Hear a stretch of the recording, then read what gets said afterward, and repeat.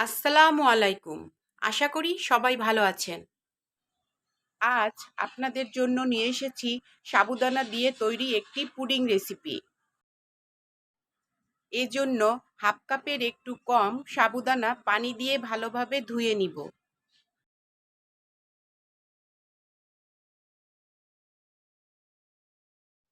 আমি প্রথমেই পাত্রে পানি দিয়ে চুলায় বসিয়ে দিয়েছি।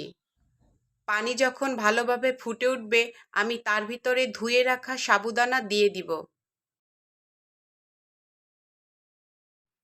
ভালোভাবে একটু নেড়ে দিব। 2-1 মিনিট পরে আমি তার ভিতরে অ্যাড করব অরেঞ্জ ফুড কালার।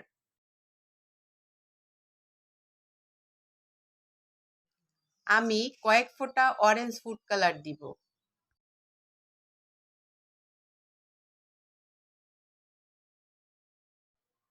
আর ভালোভাবে নেড়ে দিব।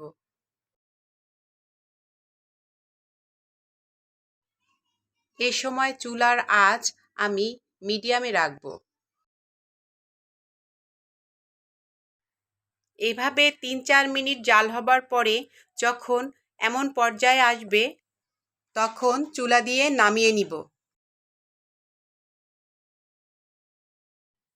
এরপর একটা ছেঁকনিতে দিয়ে ভালোভাবে পানিটা ছেঁকে ফেলব। দেখুন সাবুদানাগুলো কেমন ফুলে উঠেছে আর ঝরঝরে আছে।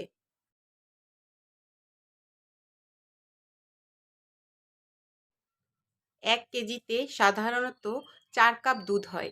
আমি 3 কাপ দুধ নিয়ে তা জাল দিয়ে 2 কাপ করে নিয়েছি। এরপর চুলার জাল লো করে দুধটা একটু ঠান্ডা করে নিয়ে তার ভিতরে 1.5 কাপের একটু বেশি চিনি দিয়ে দিব। তারপর দিয়ে দিব 2 চা চামচ আগার আগার পাউডার। সব কিছু ভালোভাবে মিশিয়ে দিয়ে চুলার জাল মিডিয়ামে রেখে জাল দিব। দুধ ভালোভাবে ফুটে উঠলে তার ভিতরে দিয়ে দিব সেদ্ধ করে রাখা সাবুদানা।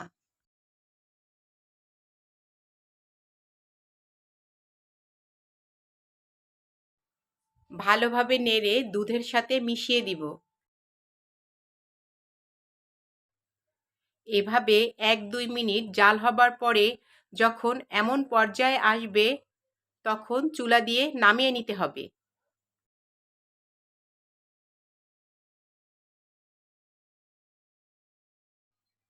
এরপর একটি পাত্রে সামান্য ঘি কিংবা তেল ব্রাশ করে নিতে হবে।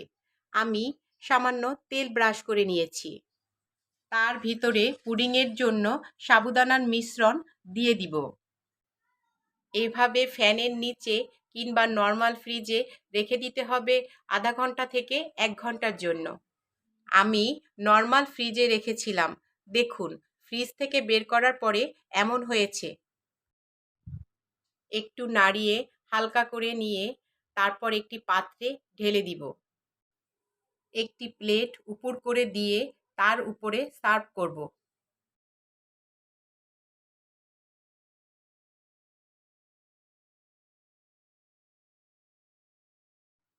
দেখুন দেখতে কেমন সুন্দর হয়েছে।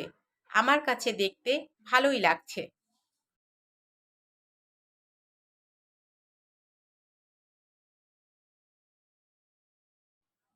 আর ফ্রিজ থেকে বের করে ঠান্ডা ঠান্ডা সাবুদানার পুডিং খেতে খারাপ লাগবে না। আপনারা বাসায় একবার হলেও এই রেসিপি ফলো করে তৈরি করে দেখবেন। ইনশাল্লাহ খারাপ লাগবে না।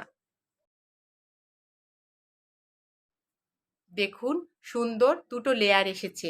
একটা দুধের লেয়ার আর একটা সাবুদানার লেয়ার।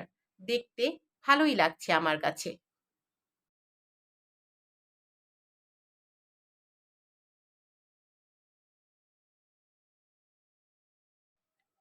সাবুদানার পুডিংয়ের অপর পিঠ দেখতেও ভালো লাগছে।